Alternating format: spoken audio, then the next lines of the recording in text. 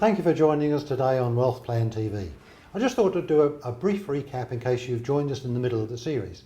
Wealth Plan TV is designed to give you the resources and the information you need to create your own wealth plan, and I hope you're doing it. Just as a reminder, we're going through the issues you need to know in series. So in the first half of the show, we covered goals, we covered outs and ins, which is cash flow, we covered debt management, accumulation, risk, and estate planning. And those 6 items make up the mnemonic Go Dare. We're in the second half of the series now, so we're starting again at G with goals. And I'm joined today by Keith Abraham. Keith, thank you very much for joining. Hey, Kerry, thanks for being. I really enjoy being here. No worries. Now, Keith is a wonderfully accomplished person with goals. He's a well-known public speaker. Keith, can you tell us a little bit about your speaking before we get into certainly. My last 17 years I've been a professional speaker. I speak over 100 times a year, have done for the last 17 years. I just got awarded Keynote Speaker of the Year for Australia and New Zealand, which was a wonderful accolade from my peers. And these days I speak all over the world. The UK, Europe, the US, Australia, Asia. So it's an exciting time, and it's all around what I love that you're doing, Kerry. It's all around goals, direction, and passion, and it's so critical that we have that in our life, because if we don't have that, we just wander and just get by rather than getting ahead. Well, you know from our communication, Keith, that the 100 goal concept I got from you probably in about 1995, I suspect. At a Queensland conference. Yes. And I've used this concept with my clients for a long time, and I thought, who better to ask to come and explain it to us than yourself? Thank you very much. Look, 100 goals was really interesting because I was 23 years of age at the time, and I got asked to go to, I didn't get asked, I sort of got told. I worked in local government. I was unmotivated, unenthused and unengaged in anything in life, I think. And my boss came to me one day and said, look, we'd like you to go on this week-long leadership program. And then he said the magic words to me: you get a week off work on full pay. And I thought, you know what, maybe I am a leader. And it was interesting because at this program, which was run by Rotary, it was called Rotary Youth Leadership Award, or shortened for RYLA. A guy stood up on the last day and said, here's what we'd like you to do. Go and find a shady tree, take this clipboard, which I'd mastered at the council, and write down 100 things you want to do in your lifetime. I thought, I can do that. I'm 23 and a half years of age. I've got the rest of my life ahead of me. I can do that. And I wrote down 6 things, and I stopped and I thought, you know what, life is going to be short, or it's going to be pretty boring if I can't write down 100. And it took me about 6 weeks, and I got 100. And I've done it about 5 times since then. And every audience I speak to, I encourage them to do this. And we've got a process around how to do it. Because at the end of the day, that's the raw material. They're the dreams and the aspirations that then give us the ability to create goals. And then from goals, we can create action plans. And from action plans, we can go and implement. And so that's where the goals came from, the 100 list. Begin to change your life. You sure do. Look, a funny thing happens, Kerry, is that when you start to set goals, I often say to groups, you have to go there mentally before you go there physically. So what happens is we change and evolve to be able to achieve the goals that we've set ourselves.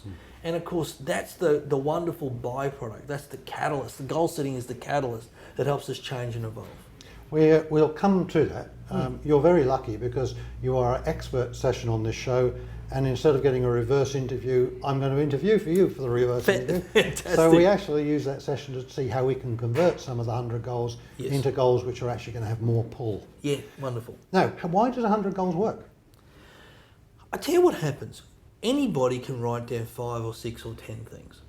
But when you start to write down 100, you start to, as adults, we start to become creative. We start to become, we get out of the normal, get up, go to work, serve our customers, handle the challenges, look after the chaos, go home, have an alcohol injection and do it all over again the next day. We get out of that mould and we start to think more about where we want to go and what we want to do. And the 100 gets us to be a little bit more creative. And the funny things that come up when you start to do that is there are things that we've buried in our life for so long, and they come to the surface, and that energises us. I found when I did 100 goals, I got to 40, 50 quite easily. Yes.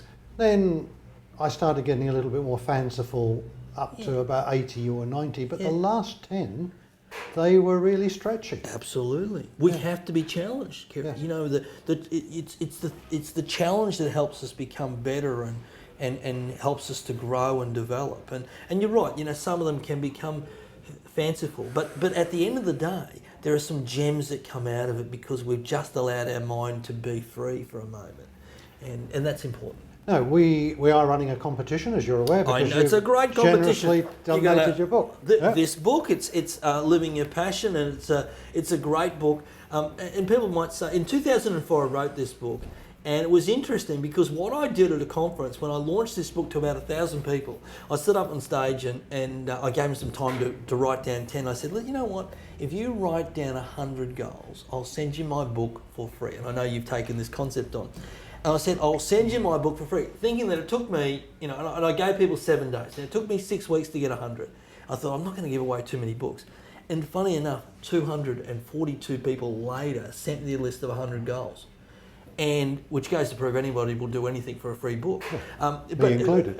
Exactly. But you know what it did was we sent all these books to people, and something marvellous happened.